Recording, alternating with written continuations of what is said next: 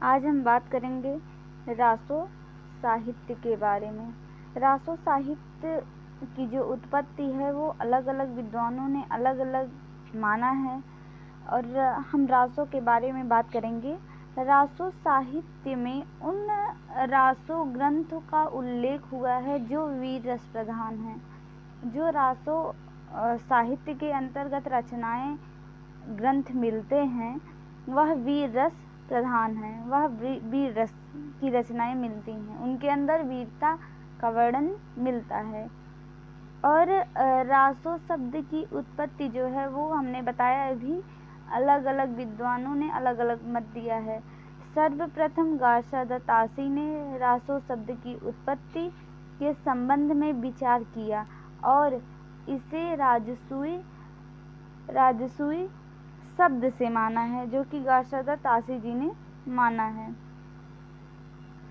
और सर्वमान्य माना जाता है, सर्वमान्य परंपरा में रासक शब्द से ही रासो शब्द की उत्पत्ति होती है, जिसको मानने वाले हजारी प्रसाद द्विवेदी हैं। जो सर्वमान्य माना गया हुआ है कि रासो शब्द की उत्पत्ति किससे हुई है, राजसूय से, जो कि गार्सा द तासी जी ने माना हुआ है, और रासक से हजारी प्रसाद द्विवेदी ने। और अलग अलग विद्वानों ने अपना अलग अलग मत दिया है।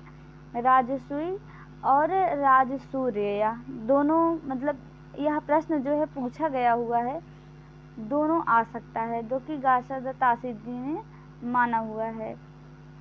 और रसिक या रसिव या रासो से जो उत्पत्ति मानी है रासो की, वह नरोत्तम स्वामी जी ने माना हुआ है। और रासक से हजारी प्रसाद द्विवेदी, और हजारी प्रसाद द्विवेदी जी रासक को एक छंद के प्रकार के रूप में मानते हैं।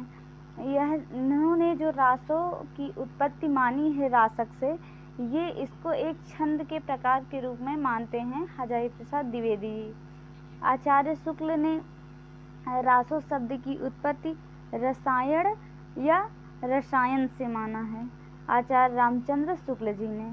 और रास शब्द से डॉक्टर बच्चन सिंह जी ने, राजयश से हरप्रसाद शास्त्री जी ने माना है, और रहस्य से कविराज श्यामल दास जी ने माना हुआ है, और राउस से रामस्वरूप चतुर्वेदी।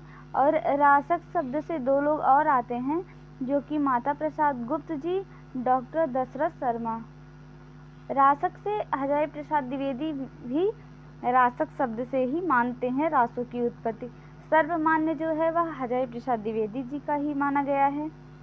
और आगे हम बात करेंगे रासो साहित्य में छंद की बात हम करेंगे, जो कि पहला आ जाता है रास छंद।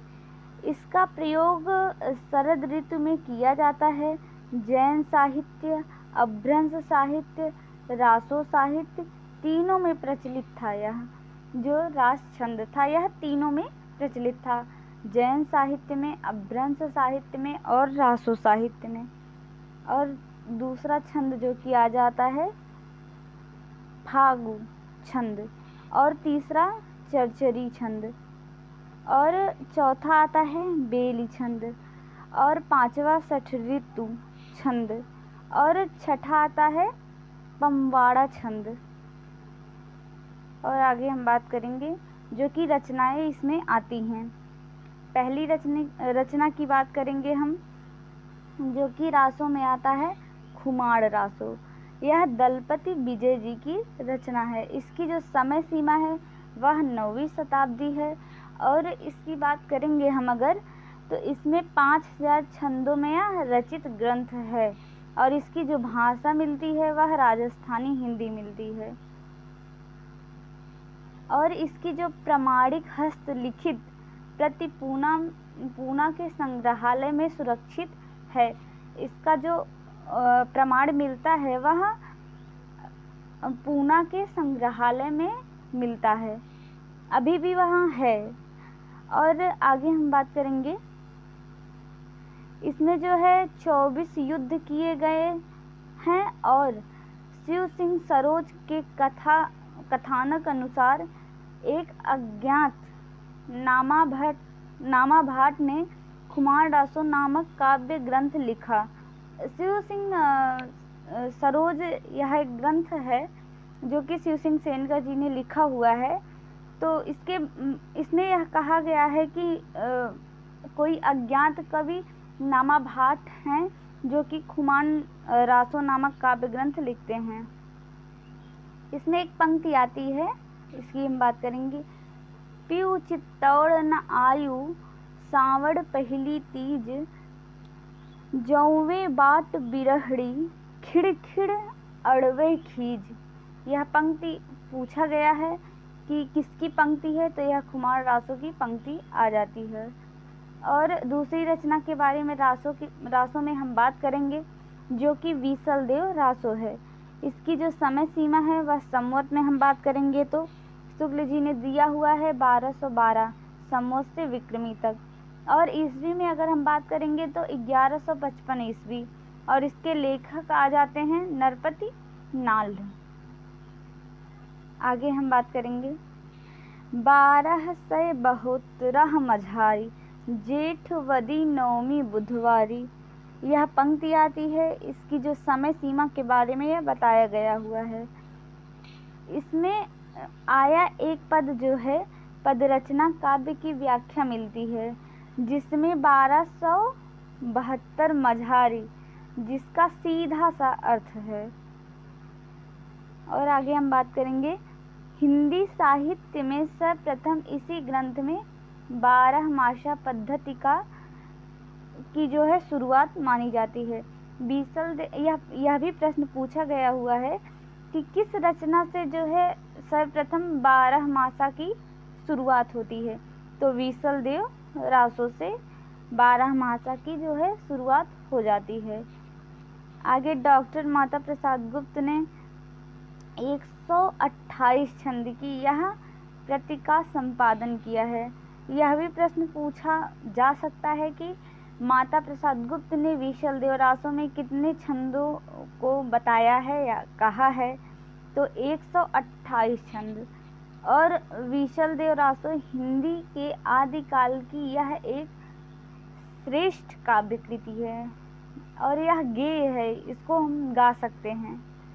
वीसलदेव रासो को मूलतः गेय काव्य कहा जाता है, यह भी प्रश्न पूछा गया हुआ है। और वीसलदेव रासो में 4 खंड हैं। यह काव्य लगभग 2000 चैड़ों में समाप्त होता है। आगे हम बात करेंगे इसके चारों खंड के बारे में, जो कि प्रथम खंड आ जाता है मालवा के भोज परमार की पुत्री राजमती। यह प्रश्न पूछा गया हुआ है कि वीसलदेव की नायिका कौन है, तो राजमती जी हैं। मालवा के भोज परमार की पुत्री राजमती से सांभर के वीसलदेव का विवाह हुआ था। दूसरे खंड के बारे में हम बात करेंगे वीसलदेव का राजमती से रूठकर उड़ीसा की ओर प्रस्थान करना तथा वहां 1 वर्ष रहना। यह प्रश्न जो है पूछा गया है कि उड़ीसा जाता है नायक, वहाँ कितने दिनों तक रहता है, यह 1 वर्ष कहेंगे या 12 महीने। तीसरे खंड के बारे में हम बात करेंगे राजमती का विरह वर्णन तथा वीसलदेव का उड़ीसा से लौट आना।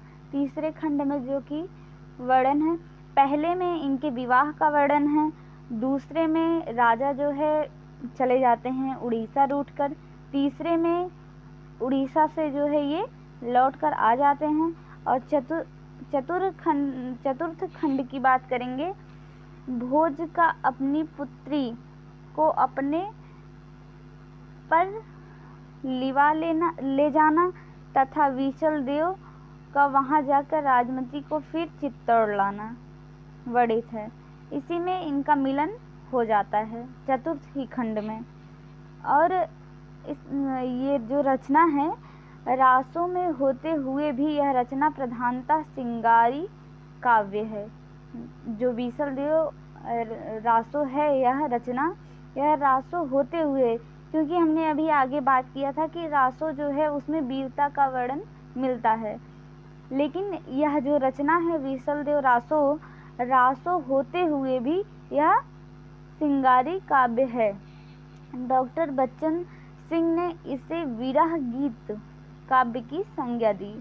डॉक्टर बच्चन सिंह ने इसे विरह गीत काव्य कहा है। आगे हम बात करेंगे इसमें।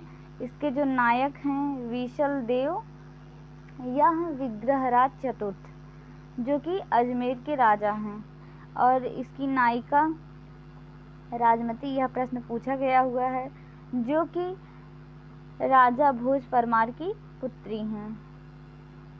अब हम बात करेंगे रासो साहित्य में, जो कि आ जाती है तीसरी रचना,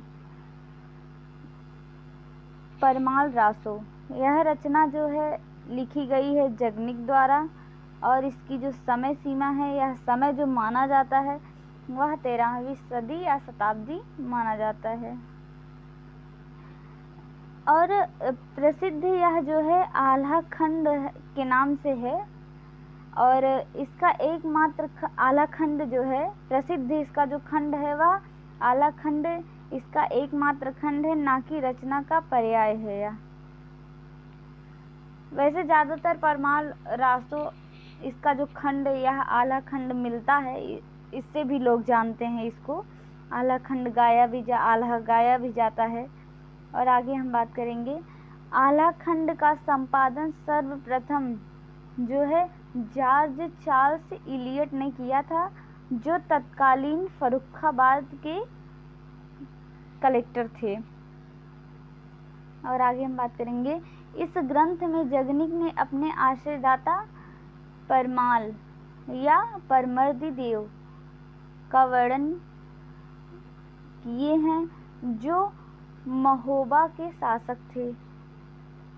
उनके बारे में इन्होंने उन्हीं का जो है वर्णन किया है, या उनके बारे में ही बताया है जगनिक जी ने परमाल रासो में। और आगे हम बात करेंगे, परमाल रासो में चित्रित नायक के रूप में 2 वीर सैनिक आल्हा और ऊदल ठहरते हैं, जो मामा भांजे के रक्त संबंध का निर्वहन करते हैं। इसके बारे में हम बात करेंगे। और आगे हम बात करेंगे, डॉक्टर राम गोपाल वर्मा दिनेश के अनुसार उत्तर प्रदेश में आल्हा खंड के नाम से जो काव्य प्रचलित था वही परमाल रासो का मूल माना जाता है। अभी हमने बताया जो कि आल्हा गाते थे उत्तर प्रदेश के लोग, वही बातें यहाँ बताई गई हैं कि, और डॉक्टर राम गोपाल वर्मा दिनेश जी के अनुसार उत्तर प्रदेश में आल्हा खंड के नाम से जो काव्य प्रचलित था वही परमाल रासो का मूल माना जाता है। और आगे हम बात करेंगे, आल्हा खंड को पावस या वर्षा ऋतु में गाया जाता है। यह जो आल्हा खंड होता है यह गाया जाता है, अभी हमने आपको बताया, यह पावस में और वर्षा ऋतु में गाया जाता है। और इस ग्रंथ का जो है अंगी रस वह है वीर रस। और परमाल रासो की एक पंक्ति इस प्रकार आती है, अब आपको हम सुनाते हैं, बताते हैं। 12 बरस लो कुकुर जीवे, और 13 लो जिये सियार, बरस 18 छतरी जीवें, आगे जीवन को धिक्कार। आ जाती है इसके बाद चौथी रचना पृथ्वीराज रासो, जो कि रासो में ही आती है। ये सारी रचना ग्रंथ जो हैं ये सारे जो हैं रासो के अंतर्गत ही आते हैं। शुक्ल जी ने इनका बहुत अच्छे से वर्णन किया हुआ है। इसकी जो समय सीमा आती है, यह शुक्ल जी इसको सबसे ज़्यादा महत्व देते हैं, महाकाव्य कहते हैं इसको शुक्ल जी। और इसकी जो समय सीमा है 1350 ईस्वी के आसपास है, और इसके लेखक हैं चंद्रबरदाई जी। चंद्रबरदाई जी को ही हिंदी के प्रथम महाकवि माना जाता है। और हिंदी के प्रथम महाकवि माने जाते हैं चंद्रवरदाई जी, और इनका पृथ्वीराज रासो हिंदी का प्रथम महाकाव्य माना जाता है। यह भी प्रश्न बना हुआ है। और आगे हम बात करेंगे रामचंद्र शुक्ल के अनुसार, आगे हम बात करेंगे आचार्य रामचंद्र शुक्ल के अनुसार चंद्रवरदाई व पृथ्वीराज एक ही समय के प्रमुख व्यक्तित्व माने जाते हैं। जनश्रुति के अनुसार चंद्रवरदाई और पृथ्वीराज का जन्म और मृत्यु एक ही दिन हुआ था। यह माना जाता है, यह शुक्ल जी ने भी बताया है कि उनकी पुस्तक में मिलता है कि चंद्रवरदाई जी जो थे और पृथ्वीराज जी, इन दोनों लोगों का जन्म और मृत्यु साथ में हुआ था। एक ही दिन पैदा हुए थे, एक ही दिन मरे भी थे। पृथ्वीराज रासो के बारे में हम बात करेंगे। यह हिंदी का जो है महाकाव्य, प्रथम महाकाव्य, प्रथम हिंदी का यह प्रथम महाकाव्य माना जाता है। और आगे हम बात करेंगे पृथ्वीराज विजय जयानक की कविता है यह, जिसके आधार पर पृथ्वीराज रासो की प्रामाणिकता संदिग्ध मानी जाती है।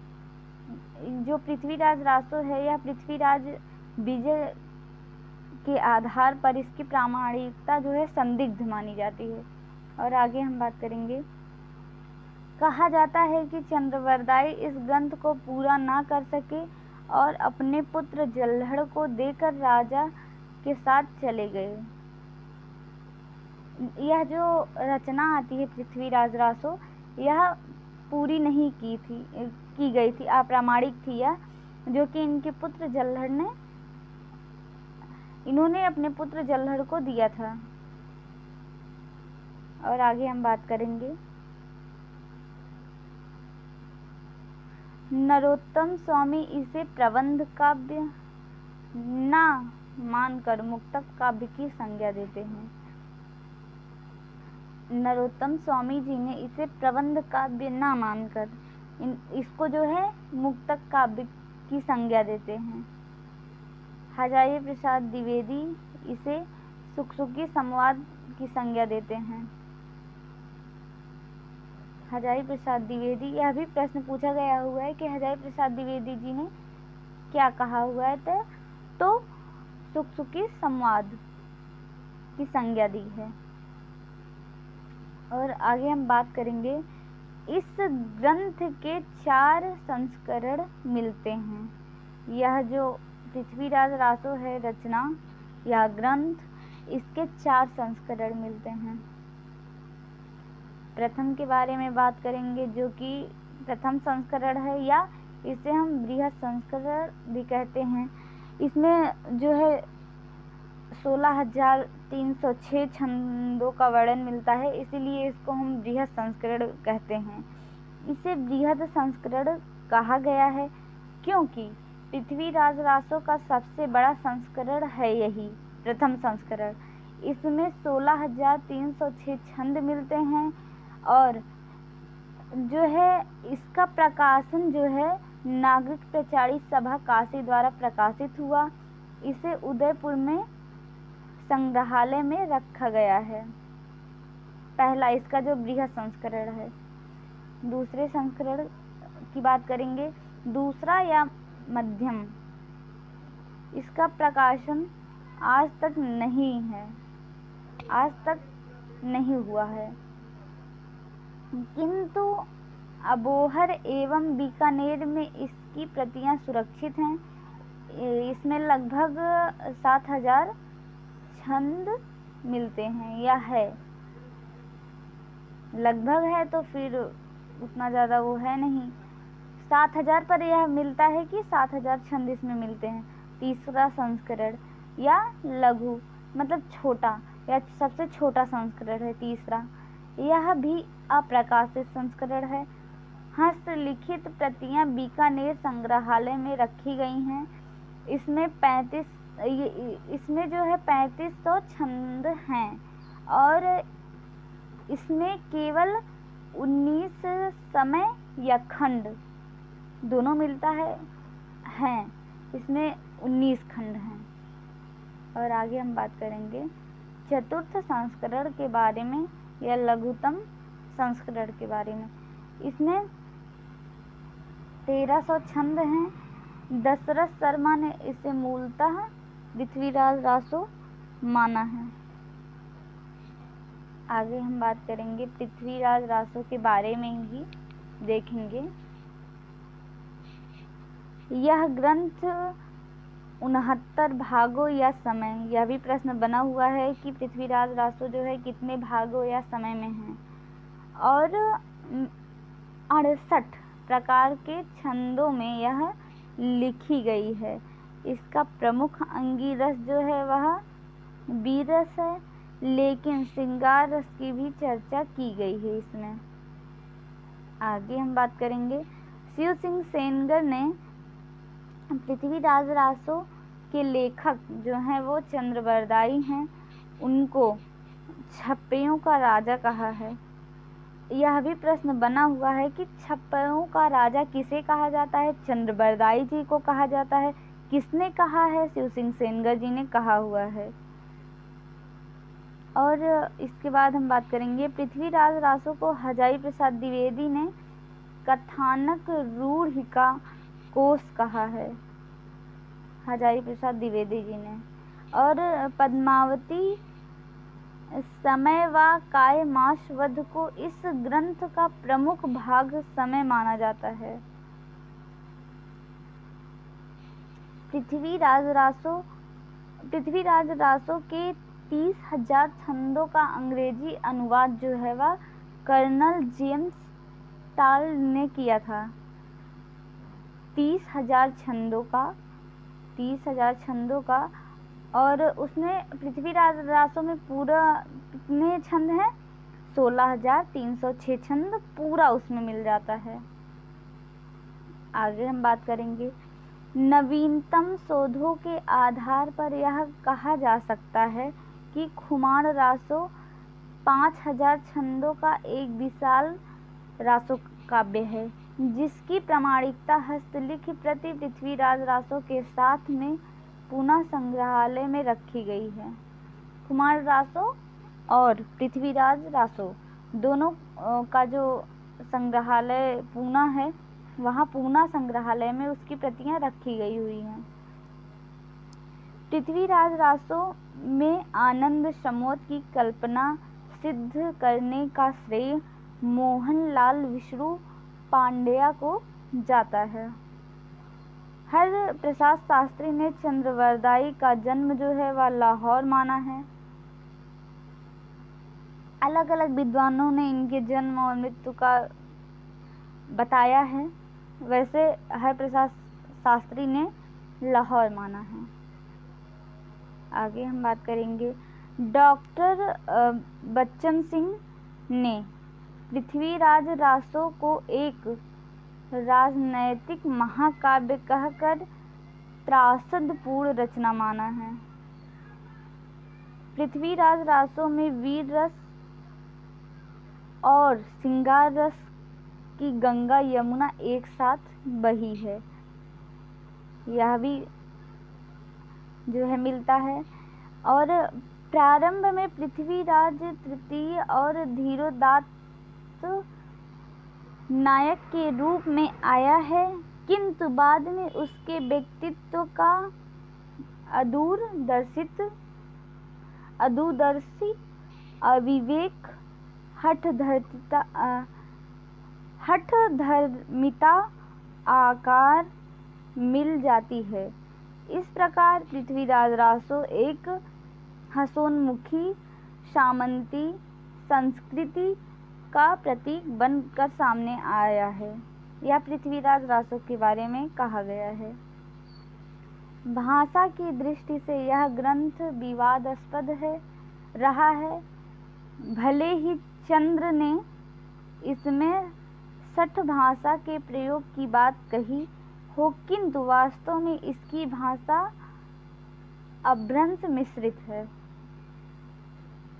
आगे बात करेंगे पृथ्वीराज रासो की रचना शैली की यदि बात की जाए तो विद्वानों का अलग अलग मत हमारे सामने आता है। यदि हम निष्कर्ष की बात करते हैं तो यह पिंगल शैली में लिखा गया प्रमुख ग्रंथ है। आगे बात करेंगे डिंगल शैली क्या है और पिंगल शैली क्या है, इसकी हम बात करेंगे। डिंगल का शाब्दिक जो अर्थ है वह डींग मारना या डींग हाँकना कहेंगे। और यह जो डिंगल बनता है यह अपभ्रंश और राजस्थानी से बनता है। डिंगल शैली एक इसका ट्रिक आता है कि अपभ्रंश से ए निकल गया और आर से राजस्थान और डी से डिंगल हो जाएगा, तो इसको याद करने में आसानी होगी। हम इसी तरह से हमने इसको याद किया हुआ है कि ए प्लस आर बराबर डी। और पिंगल की बात करेंगे हम तो पिंगल सामान्यतः छंदों या वृत्तों को कहा जाता है जिसके द्वारा ही लय का निर्माण होता है। आप लोग जानते ही हैं छंद को लयात्मक मतलब छंदों से ही लय मिलते हैं। और यह जो पिंगल शैली है वह किससे बना हुआ है इसकी हम बात करेंगे। यह अपभ्रंश और ब्रज से बना हुआ है। इस जैसे हमने उसको याद किया था डिंगल को ए प्लस आर बराबर डी, तो इसमें हो जाएगा ए प्लस बी बराबर पी। इसको हम आसानी से ऐसे हमको आसानी से याद हो जाएगा, हमने इसी तरीके से याद किया हुआ है। और आगे हम बात करेंगे F.S. ब्राउज ने चंद्रबरदाई को हिंदी काव्य का जनक कहा है। डॉक्टर नगेंद्र ने इसे घटना कोश कहा है। और अलग अलग विद्वानों ने पृथ्वीराज रासो को प्रामाणिक माना है, तो उसकी हम बात करते हैं। इसको प्रामाणिक कितने लोगों ने माना हुआ है? डॉक्टर श्याम सुंदर दास, मोहनलाल विष्णु पांड्या, और आगे बात करेंगे मिश्र बंधु और कर्नल टार्ड, राधा कृष्ण दास, मथुरा प्रसाद दीक्षित। इतने लोग जो हैं इसको प्रामाणिक मानते हैं। और आगे हम बात करेंगे अप्रामाणिक कितने लोग मानते हैं पृथ्वीराज रासो को। आचार्य रामचंद्र शुक्ल, बूलर, गौरी शंकर, हीराचंद ओझा। यह नाम पूरा एक ही लोगों का मिलता है, गौरी शंकर, हीरानंद ओझा। और डॉक्टर राम कुमार वर्मा, मुंशी देवी प्रसाद और कविराज श्यामा मलदास और कविराज मुरारी दीन। इतने लोग जो हैं इसको वैसे ज़्यादातर पूछा जाता है शुक्ल जी के बारे में, बूलर जी और गौरी शंकर को भी हम याद कर लेंगे, और डॉक्टर राम कुमार वर्मा। शुक्ल जी ने लगभग जो सारी चीज़ें मानी हैं, डॉक्टर राम कुमार वर्मा जी ने उसका समर्थन ज़्यादातर किया हुआ है। जैसे अभी हमने आगे पढ़ा था गोरखनाथ के बारे में, तो जितना वो मानते हैं तेरहवीं शुक्ल जी मानते हैं, तेरहवीं जो है राम कुमार वर्मा भी मानते हैं। तो ज़्यादातर शुक्ल जो मानते हैं डॉक्टर राम कुमार वर्मा वही मानते हैं, तो ये तो क्लियर ही हो जाएगा।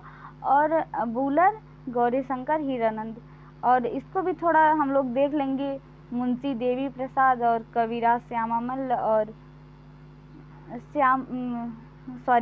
कविराज श्यामल दास और कविराज मुरारी दीन। और अर्ध प्रमाणिक इसको कितने लोग मानते हैं? सबसे मुख्य तो हरिहर प्रसाद द्विवेदी जी आ जाएंगे, ये मुख्य आ जाएंगे। और मुनिजिन विजय, सुनीत कुमार चटर्जी भी, दशरथ शर्मा, डॉक्टर दशरथ शर्मा और विपिन बिहारी चतुर्वेदी, अगरचंद्र नाहटा और कविराज मोहन सिंह। और इसको पूर्णतः अप्रामाणिक मानने वाले एक लोग मिलते हैं, नरोत्तम स्वामी जी। और आगे हम बात करेंगे जो कि पृथ्वीराज विजय जो है वह जयानक कवि की रचना है, जिसके आधार पर पृथ्वीराज रासो की प्रामाणिकता संदिग्ध मानी गई है। आगे हम रासो में बात करेंगे, हम्मीर रासो के बारे में। जो कि 5वीं रचना आ जाती है। इसका जो समय है वह 14वीं शताब्दी है और इसके लेखक सारंगधर हैं। आगे हम बात करेंगे, आचार्य रामचंद्र शुक्ल के अनुसार प्राकृत पैंगलम ग्रंथ में कुछ छंदों को अलग करके हम्मीर रासो नाम दिया गया है। इस ग्रंथ में हम्मीर नामक राजा की बड़ी प्रशंसा की गई है, यह शुक्ल जी कहते हैं। राजा हम्मीर और अलाउद्दीन के बीच हुए युद्ध का वर्णन इसमें पाया जाता है। जो हम्मीर और अलाउद्दीन के बीच का युद्ध हम्मीर रासो में मिलता है। यह ग्रंथ मूल रूप से अप्राप्त है। यह जो रचना है यह भी अप्राप्त है। और आगे बात करेंगे, राहुल सांकृत्यायन ने हम्मीर रासो के रचयिता किन्हीं जज्जल नामक कवि को माना है। राहुल सांकृत्यायन जी ने जज्जल नामक किसी कवि को हम्मीर की जो रचना, हम्मीर रासो जो रचना है उसके रचयिता किसी जज्जल को माना है। आगे बात करेंगे, जो आचार्य हजारी प्रसाद द्विवेदी के अनुसार बात करेंगे, हम्मीर शब्द जो है वह अमीर को प्रदर्शित करता है। इनका कहना यह है कि जो हम्मीर शब्द है वह अमीर से निकला हुआ है या उसी अमीर से है। आगे बात करेंगे, शिव सिंह सेनगर ने कहा सारंगधर जो चंद वंश के थे। आगे हम बात करेंगे जो कि रासो में ही आता है, मुंज रासो। यह भी एक रचना आ जाती है। इसके कवि नहीं मिलते हैं, अज्ञात है। इसके कवि जो है अज्ञात है। आगे हम बात करेंगे, इसका उल्लेख अवश्य मिलता है किंतु यह कोई स्वतंत्र रचना नहीं है। उल्लेख बस नगेंद्र जी ने दिया हुआ है।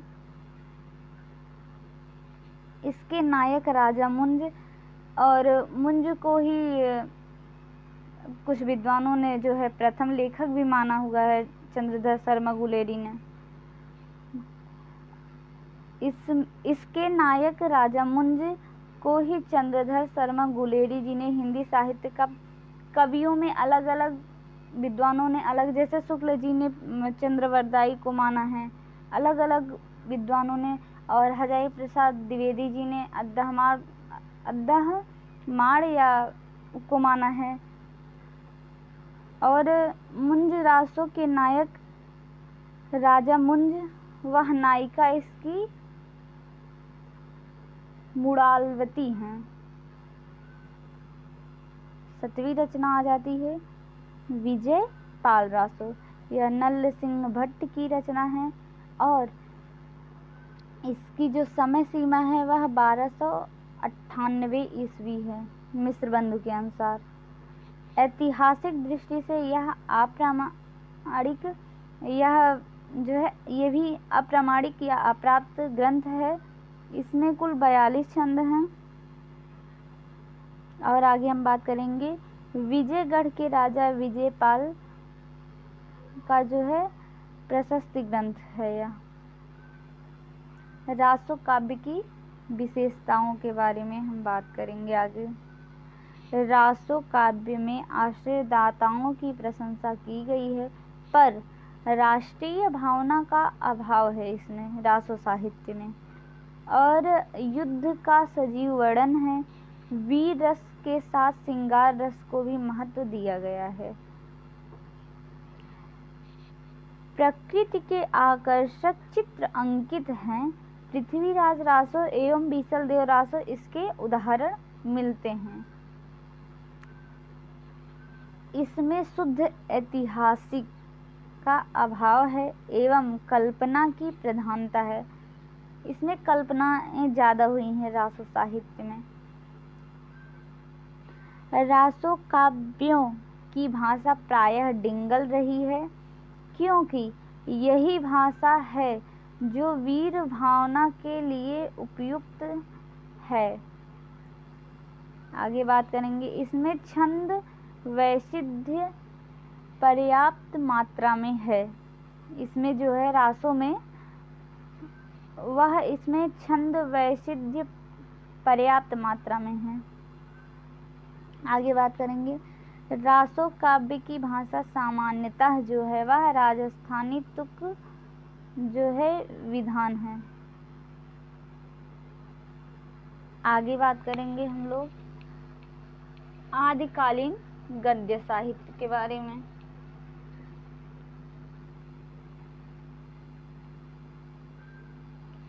जो कि पहली रचना आ जाती है